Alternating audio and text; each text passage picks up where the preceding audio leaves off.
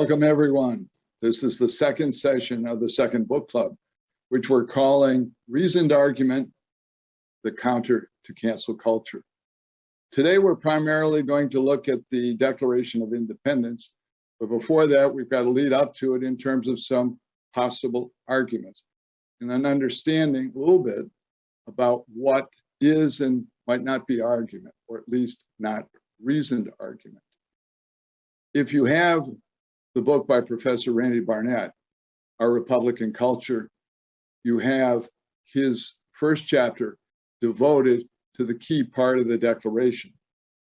I'm going to be assuming largely that you've read that, or if you haven't, that you will read it.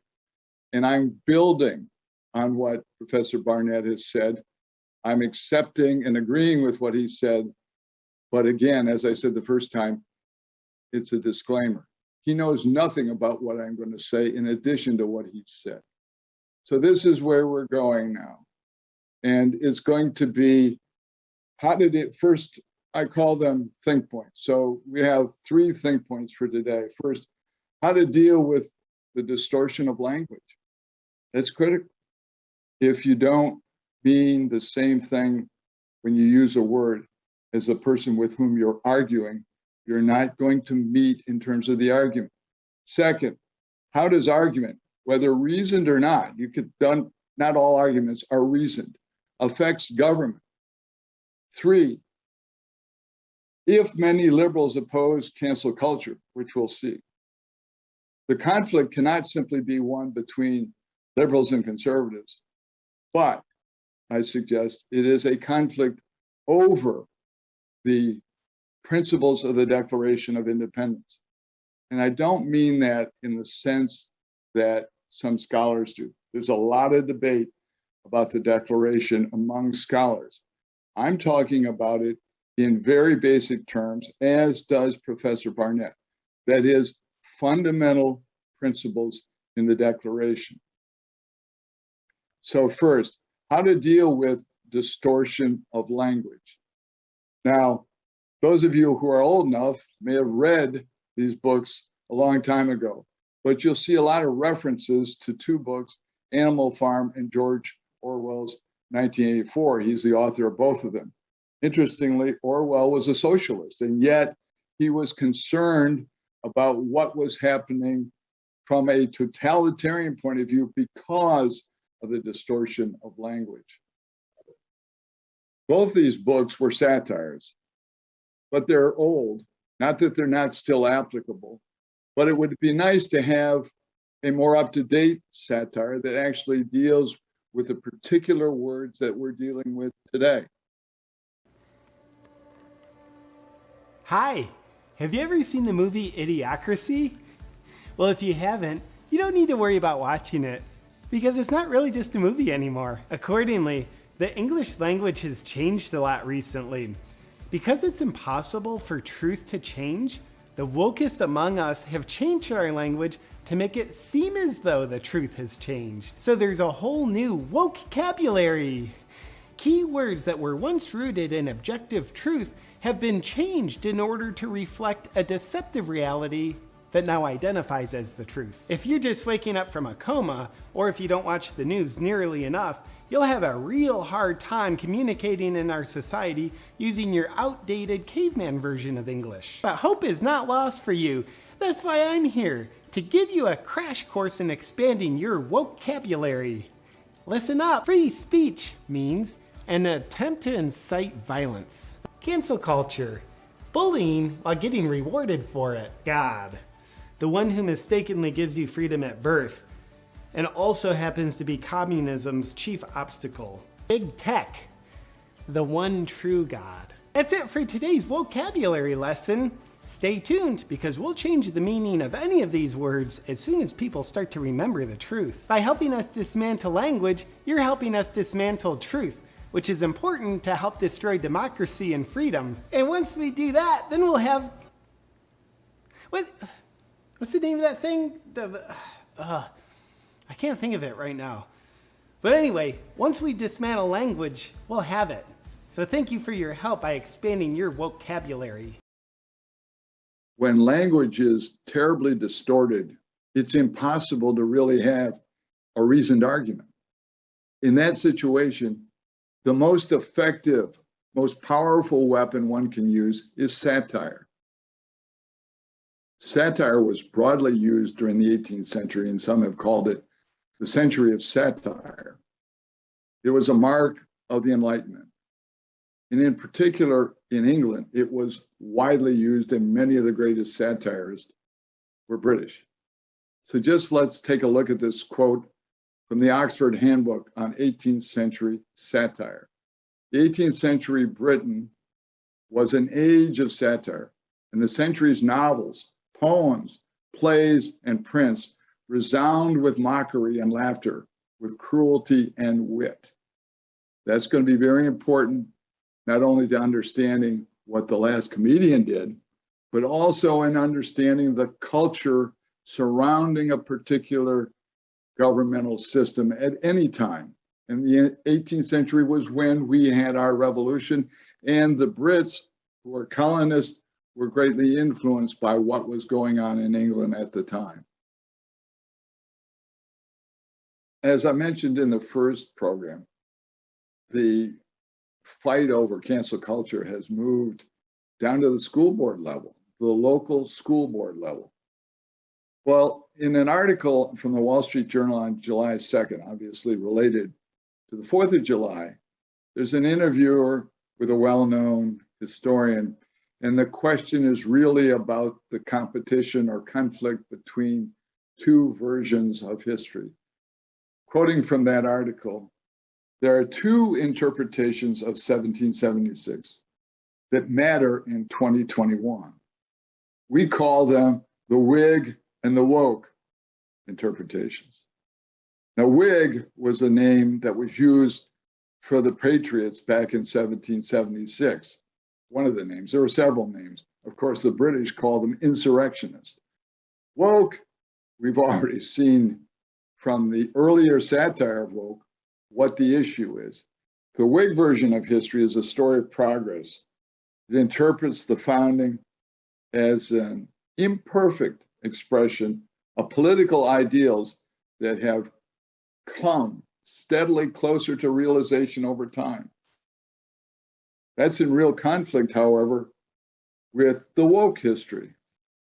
The conflict in local school boards has been, at least in Florida, to some extent resolved because the Florida Board of Education enacted a rule last month that public school teachers may not define American history as something other than the creation of a new nation based largely on the universal principles stated in the Declaration of Independence.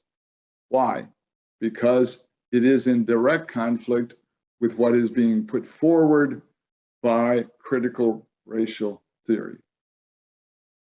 As a Wall Street Journal article continues, such mandates are a response to woke history. What is woke history? It's one that takes a darker view.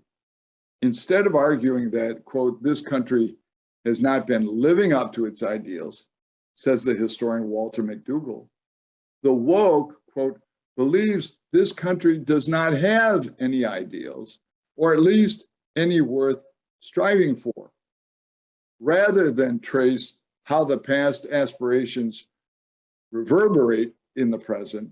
Woke history selectively imposes modern politics onto the past. Okay, I've already mentioned how the arguments that play out in society have an impact on government itself. And I don't mean just about legislation, but more broadly at critical times in history on the actual modifications of government. So in our next section, how argument, reasoned or unreasoned, affects government. If the 18th century might be called the age of satire, mid-20th century to the present can be called the age of advertising. Advertising always has an argument. Why? The ad is paid for in order to convince you to do or buy something. That's the whole point of advertising. But advertising is not necessarily reason. In fact, more often than not, it's not reasoned. It is a play on the emotions. Now, that doesn't mean it shouldn't be allowed. We have free speech in this country, and corporations benefit from buying advertising, and we benefit from new products. I grant all that. But why is it that corporations, big ones at least, are joining the woke culture to suppress the speech of others when they benefit from freedom of speech? But let's go over a little bit about what are some of the assumptions in advertising, and we'll find there's not a whole lot of reason there. Here is what goes on with any advertising that is going to be, quote, successful, or at least thought to be successful by those who are selling the product. If it's in television or cable, there's got to be visuals. If it's in a newspaper, there should be visuals. If it is in television or movies or whatever, the auditory, the words and the music are very important. The whole point of the advertising is to create a favorable feeling for the product. But that can't be done in only one edition of the ad. It has to be repeated over and over again so that one becomes familiar with the ad. In fact, there is in advertising what's called the Rule 7, that people have to hear a thing about a thing at least 7 times before they're going to be persuaded to buy. And it's preferable if the number of times they hear it come from different media, print, radio, television, social media. By having all of those media together, well, it must be true if all of these sources are saying it. Before there was widespread advertising, much of what Americans heard was by way of song. And why song? Because in addition to words, if you add another sense to it, namely the hearing sense, then it penetrates our memory more. And if it is repeated many times, as patriotic songs are, we are more likely to remember them. Indeed, America the Beautiful, most people remember at least the opening lines, "Oh, beautiful for spacious skies." Though there is no picture, there are picture words. And since many people are visual, they will connect in a way that they might not with just the spoken or sung words. How many of you, if you didn't have the music and the words to the music, would read the poem? Not that many. The poem only involves one of your senses, your eyes, with no pictures. But with the music and with the voice, it goes together and it penetrates. And then you add the repetition. But today, we don't hear as many of patriotic songs. There's a lot of competition for airtime that's being paid for, and that's fine. But if we forget some of the songs, at least at the level of the younger generation, certainly in an age or a school where critical race theory is, I wouldn't expect to hear much of America the Beautiful. Why? Because it's praising America. But let's look at some of the words to see whether there aren't also embedded in here an argument. So I'm going to start down near the bottom of this slide. God mend thine every flaw, which assumes that there are flaws. Confirm thy soul in self-control. Well, that's in real conflict with a lot of advertising, which does everything it can so that you react not with self-control and buy their product. Thy liberty and law. How often do we hear liberty and law anymore? We hear freedom, which has different meanings depending on the person using it. But liberty, it had a specific meaning at the founding, a meaning of liberty under law, not licentiousness or freedom to do anything you want. Okay, so The argument, I would call it an argument. Why? It's an argument in praise, not just of America as a country by itself, but praise of people, the American people. Oh, beautiful, for heroes proved in liberating strife, who more than self their country loved, and mercy more than life. America, America, may God thy gold refine, till all success be noblest, and every gain divine. Oh, beautiful for patriot dream, that sees beyond the years thine alabaster cities gleam, not much anymore, undimmed by human tears. America, America, God shed his grace on thee and crowned thy good with brotherhood from sea to shining sea. Now, the lyrics, the original poem, was not written by some right winger. It was written by Catherine Lee Bates, a professor at Wellesley, who was very active as a progressive in political and social movements. But what you could say at the turn of the 19th into the 20th century was that despite differences in opinions about what should be, there was unanimity broadly on what the basis of our country and our legal culture is. That is something you can't really say today. I could have chosen God Bless America. The lyrics to this were written by Irving Berlin, but many years before it became a song. He wrote it as a prayer. It was only in 1938 that people working with Kate Smith came to him and said she needed a patriotic song to sing. And he said, I've got just the thing for you.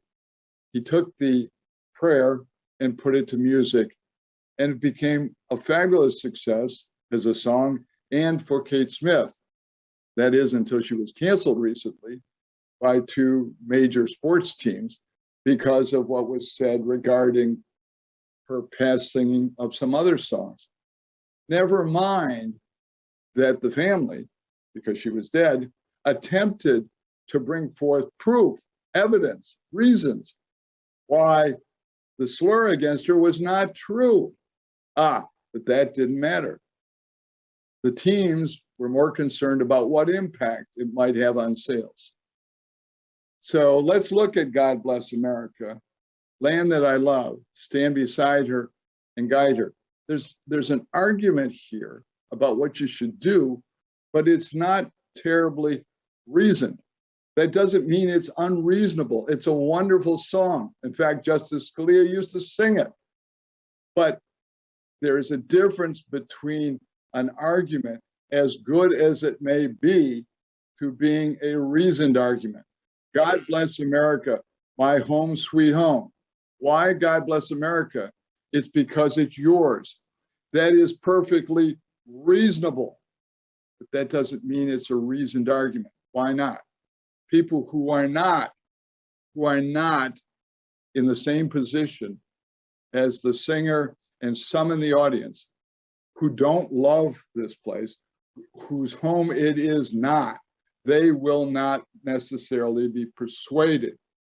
Whereas I think that in America the Beautiful, there is more reasoning to the argument that someone who doesn't love the United States, who doesn't live here, would be able to identify the reasons for it. That's the distinction I am making. We go on then to the Star-Spangled Banner. That's our national anthem, the actual one, written by Francis Scott Key. Much of this, again, you should, because it's been played so many times. But understand this, it is a musical rendition of the waving flag. So it's not just having the flag. We have the flag and we do the Pledge of Allegiance, and you can see the flag, yes. But when you add in the Star Spangled Banner, you do what we've talked about before. You cement it more in the memory by having the other senses involved. But look at this. As wonderful as it is, it's not an argument. It's not a reasoned argument. Oh, say, can you see? And we go down through a description of what happened, and that in the battle, I'll go back. We go down through a description of what happened in the battle, and after the battle, the flag was still flying.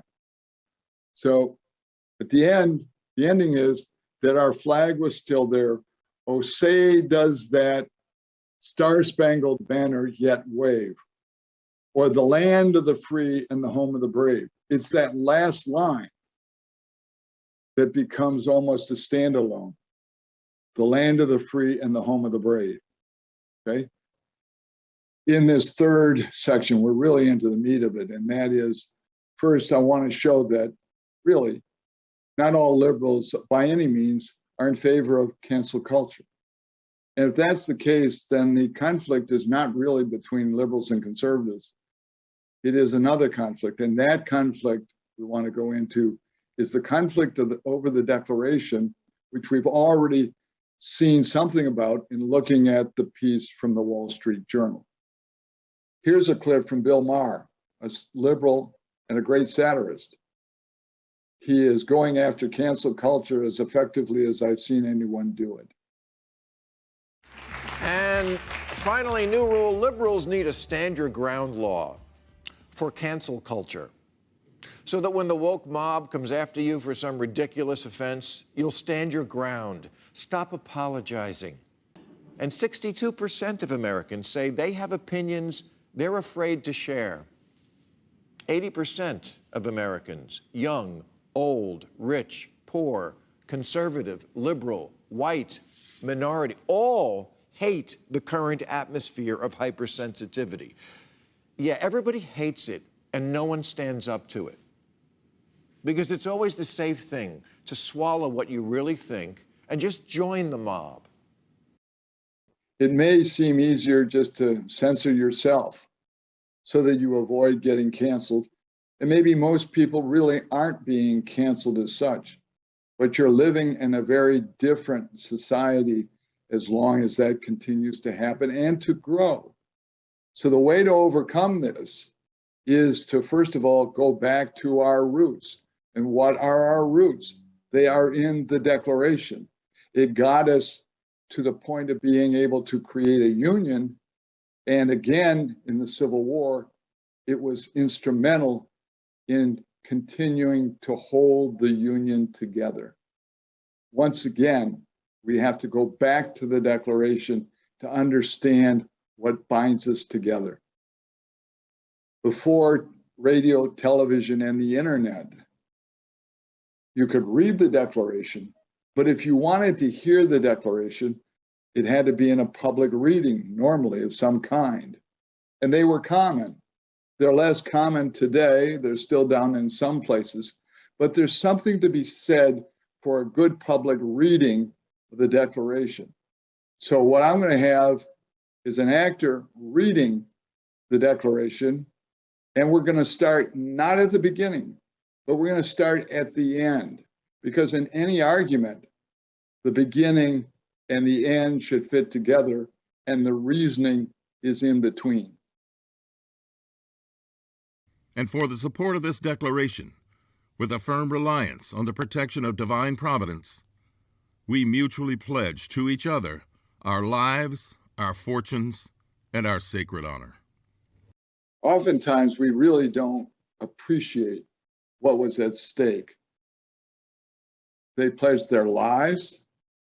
We have that today. Many military pledge their lives. Their fortunes, they were subject to being stripped of all their property. And for them, sacred honor was amazingly important in a way that we really can't understand. Meanwhile, contrast it with people in big government, big corporations, big sports teams who can't pledge anything by way of defending a Republican form of government. What's so compelling about this final part is it establishes one of the three basic things that every persuasive argument has to have. And by persuasive argument, I mean more than just reasoned argument. Why? Often lawyers are very articulate, maybe reasonable, but not necessarily persuasive. But Thomas Jefferson and those who worked with him on this declaration were very persuasive. Why? If we go back to Aristotle, we'll see why. In analyzing argument, I started at the beginning with the end. The end is the pitch, if you will, to get people to act. That's critical. It's not a classroom. An argument is different from a classroom. The elements of a good argument are logos, logic, pathos, emotion or empathy, ethos, character. But sometimes lawyers in particular get hung up on the ethical part. Not that they're unethical, but they think you can't say anything ethical in the argument. You can't put your character as the reason per se for the validity of your arguments, but your character has a bearing. But as Aristotle explains, it's the character of your language. That is what establishes the character. And what character did they establish at the end? Not only that the language was elegant, beautiful, reasonable, but they told you they were willing to pledge their lives, their fortunes, their sacred honor.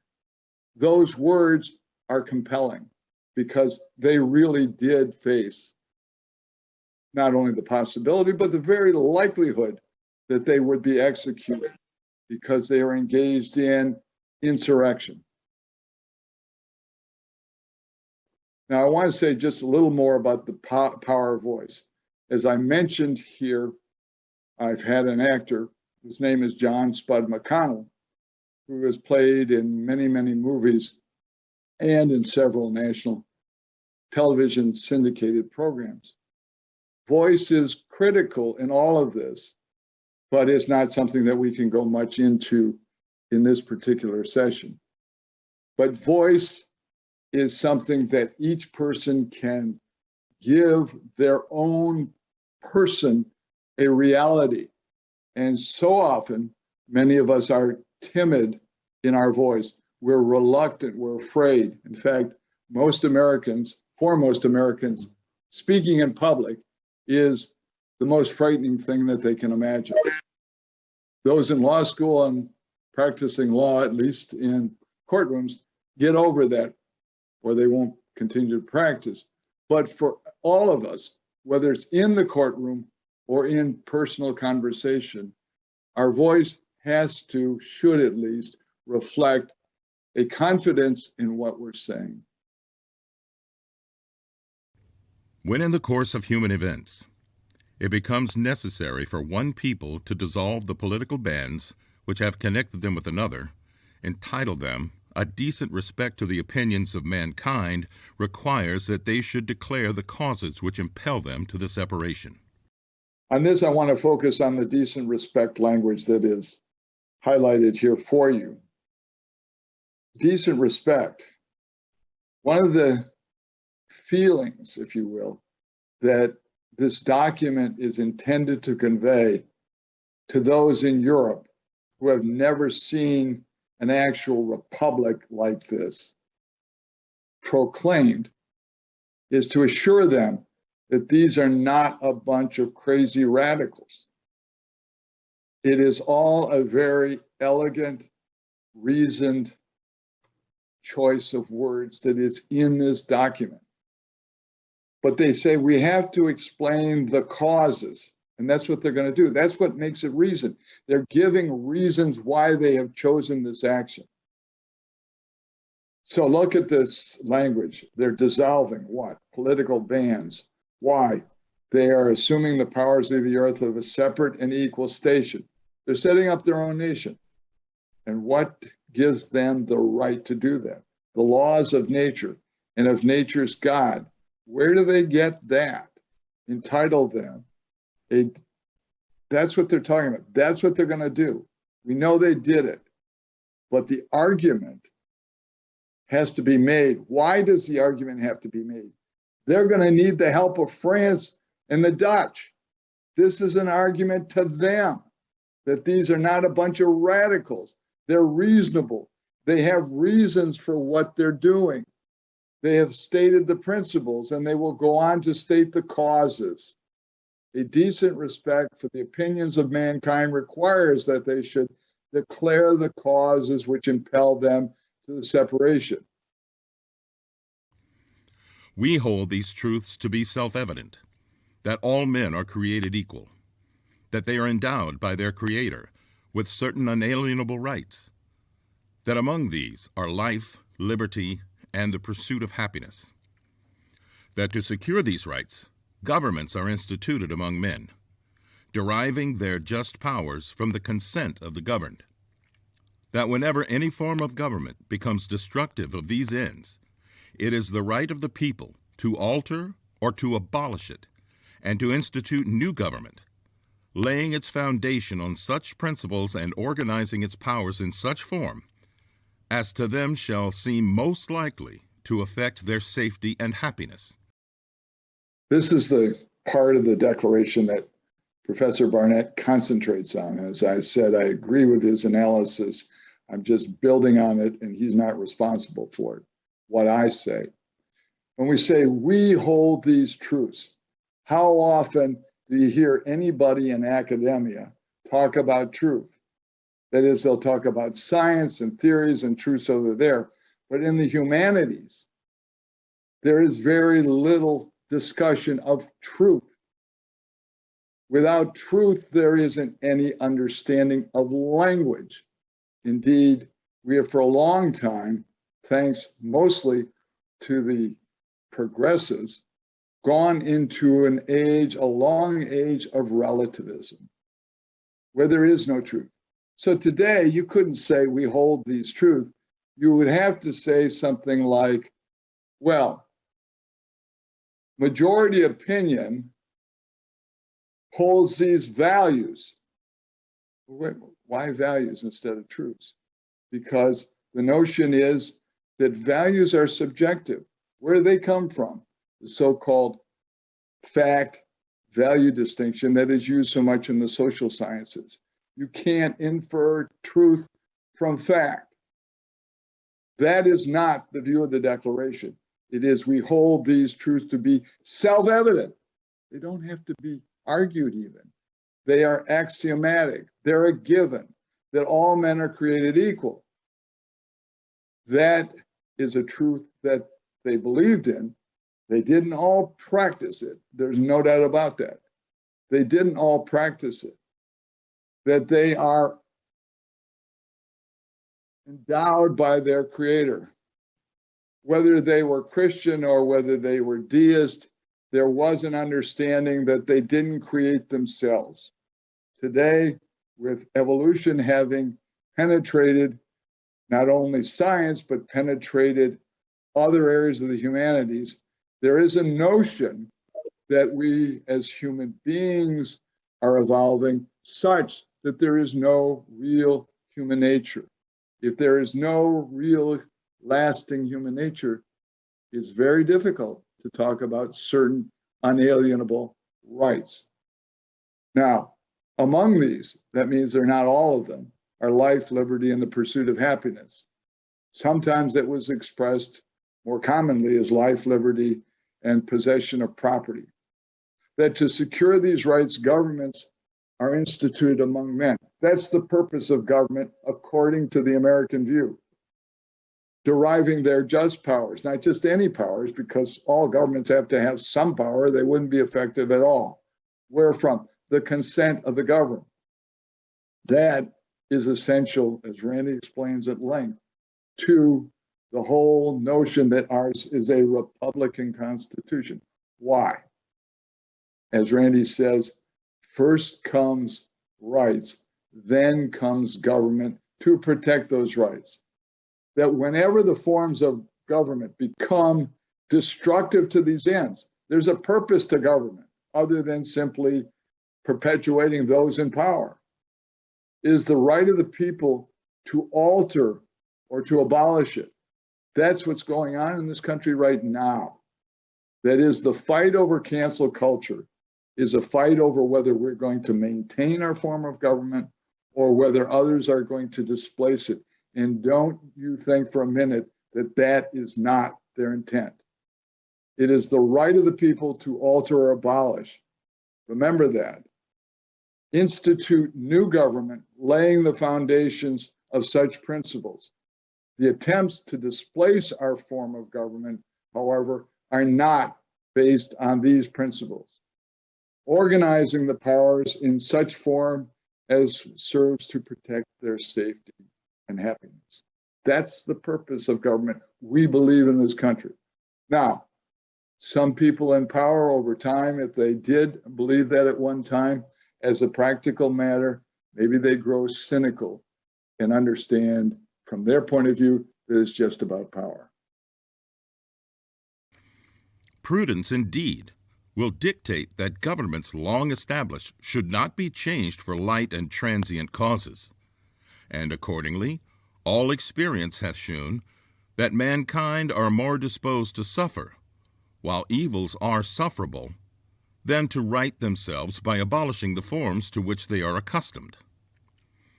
But when a long train of abuses and usurpations, pursuing invariably the same object, evinces a design to reduce them under absolute despotism, it is their right, it is their duty, to throw off such government, and to provide new guards for their future security.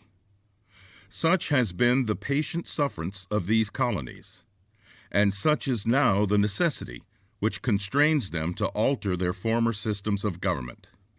The history of the present King of Great Britain is a history of repeated injuries and usurpations, all having in direct object the establishment of an absolute tyranny over these states. To prove this, let facts be submitted to a candid world. Okay, so prudence. What is prudence? Prudence is a virtue. Jurisprudence is supposed to reflect the prudence of lawyers. Unfortunately, virtue and prudence are not much taught in law schools. Will dictate that government's long-lasting should not be changed for light and transient circumstances. Again, reinforcing the notion that these are not just a bunch of radicals. All experience has shown, remember from Forrest, McDonald, experience is a strong influencer, that mankind are more disposed to suffer while evils are sufferable. That may be what some of people are thinking regarding cancel culture, hoping it will just go away at some point. But when a long train of abuses and usurpations occur that are leading to absolute despotism, then it becomes the right and duty to throw off the government. That has to be an extreme situation. And they're going to make the argument that it was an extreme situation. And they backed it up with their lives, their fortune, their sacred honor. Such has been the patient sufferance of these colonies, constraining them in their systems of government. The King of Great Britain is responsible for repeated injuries and usurpations. He's establishing an absolute tyranny. To prove this, let the facts be submitted to a candid world. And that's what follows, but we're going to put that off. That is, it is essentially an indictment of the king, of all the wrongs that he has committed. And when we get to the part of the book club where we're going through those who are arguing prior to the declaration, we'll look at this part of the declaration, because this part of the declaration is looking back to what has already occurred. Different scholars have put different interpretations on certain aspects of the Declaration of Independence. Some conservatives emphasize the laws of nature and nature's God. Some libertarians emphasize the rights part of it. The question is this something new or something old or something combined? What is it? The best source is to hear from Jefferson himself. So in his letter of May 8th, 1825, he said, neither aiming at originality of principle, these are fundamental principles, this is nothing new, or sentiment, nor yet copied from any particular and previous writing. So it's original, but it is building on what has gone before. It was intended to be an expression of the American mind. And we thought that expression was still valid. And to give to that expression the proper tone and spirit, which I think was beautifully done, for the occasion. And what was the occasion? An argument to a candid world. All its authority rests then on harmonizing sentiments of the day, whether expressed in conversations, in letters, printed essays, or in the elementary books of public right, as Aristotle, Cicero, Locke, Sidney, etc. In other words, this is the Western political tradition as it has grown from Aristotle to the Enlightenment. In Jefferson's enumeration, he starts with Aristotle. Since Aristotle, reason has marked the West. It distinguishes Western culture from, for instance, Chinese culture. That is not to say that Western culture is better than Chinese culture. Chinese culture is beautiful. I love it. But they're different. They're not the same. They're diverse, if you will. It happened that a famous psychologist, Professor Richard Nisbet, didn't believe that there was really much difference between the way people thought in the East from the West. But being a social science guy, he did a study of this. And I'll read just a little bit of these couple of quotes from his book, The Geography of Thought. I once asked this Chinese philosopher, he said, why he thought the East and the West had developed such different habits of thought. But because you had Aristotle and we had Confucius, he replied. He was joking mostly, but it's true. As he goes on, Confucians have always believed far more than the intellectual descendants of Aristotle in the malleability of human nature. The malleability of human nature is not something you find in the Declaration of Independence. That is, there are certain core features of human nature. Otherwise, we couldn't be speaking about self-evidence. We couldn't be speaking about natural rights because they go to a consistent human nature. Doesn't mean that customs and ways of living don't change from time and place. It's talking about the core meaning of human nature. To establish this work, this contention, he says, he did many things. He looked at systems of different perceptions and thought, and he did behavioral data work. As a social scientist who, however, looks at information beyond pure data, he says, I draw on historical and philosophical evidence, as well as modern social science research, including ethnographies, surveys, and laboratory research. So why did I go through this whole comparison between East and West? It is to deal with the phenomenon of that began in the late 20th century of postmodernism.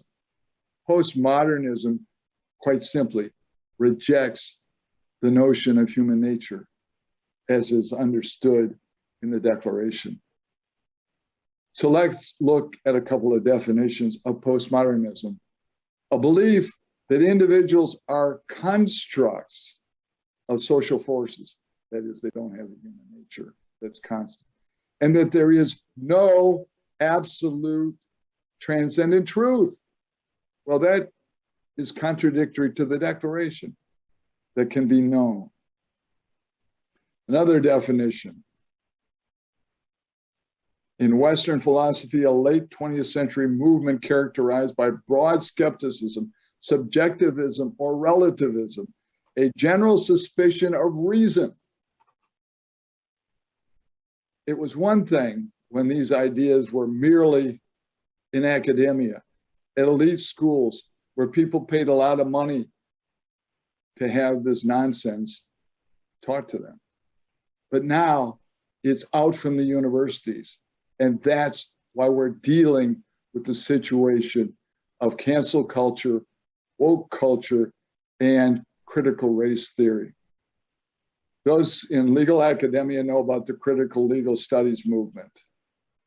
It's a movement started on the assumptions of postmodernism, which we've just gone through. Critical race theory is an outgrowth of critical legal studies. Critical legal studies adherents started out deconstructing the Constitution. But even if you disagree on the Constitution, as long as we were one on the Declaration, then we had something that held us together. But now, you've already seen from the earlier quotes from the Wall Street Journal article that the critical race theory is an attempt to completely change what we understand about our most fundamental political document. Critical race theory now attempts to deconstruct the truths of human nature and unalienable rights in the Declaration to make us, quote, more democratic. And remember from Professor Barnett's book, in a democratic constitution, rights are only those that are allowed by those in the majority of government. This is called a purge. It's a mentality that belongs in Stalin's Russia. How bad does this atmosphere we are living in have to get before the people who say cancel culture is overblown admit that is in fact an insanity that is swallowing up the world? Victor Davis Hanson agrees. You may recall that I had a couple of quotes from him in the first session. Hanson asked, are we being Sovietized? So we have both Marr and Hanson, the left and the right, agreeing, or at least raising the question, are we being Sovietized? So then the question is, if we are, what do we do about it? Well, there is historic example. The year 1989 was a year of revolution in Eastern Europe. Countries under the former Soviet yoke broke free.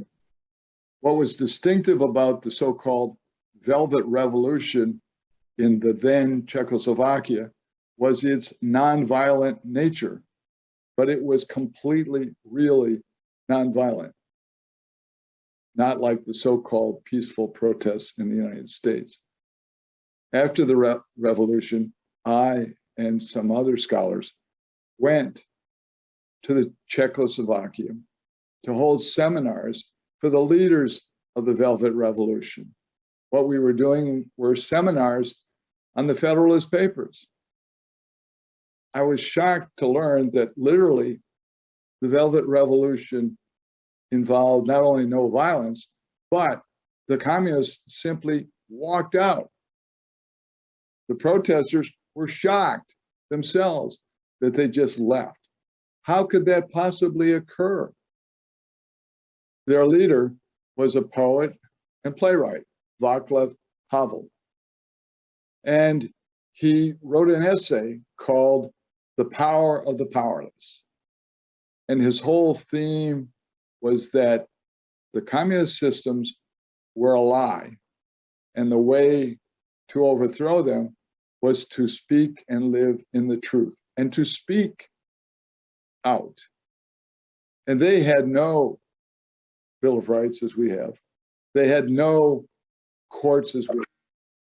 they have no Declaration of Independence. So as there are forces in the United States which would like to, in effect, Sovietize our culture, we can take the example not only of Havel, but realize that we have a better document. We have the Declaration of Independence. It tells us that we were born as a nation in speaking the truth. And we can't be afraid to speak the truth. Here are the readings for next week, September 7th. First of all, from Professor Barnett, his book, Our Republican Constitution. The material will be in chapters 2 and 3. That's pages 52 to 81. From Professor McDonald, his book, Novus, Ordo, Seclorum, page 57 through the first paragraph of page 70. In addition, we'll have some materials posted later on the Federalist Society website from Justice Scalia. In addition, I want to let you know that the first clip that we had, because we didn't identify the comedian, was from J.P. Sears. If you're interested in looking more at his work, you can go to Awaken with J.P. Most of you are familiar, at least by name, with Bill Maher, Real Time, available through HBO. Thank you, and we look forward to seeing you next week.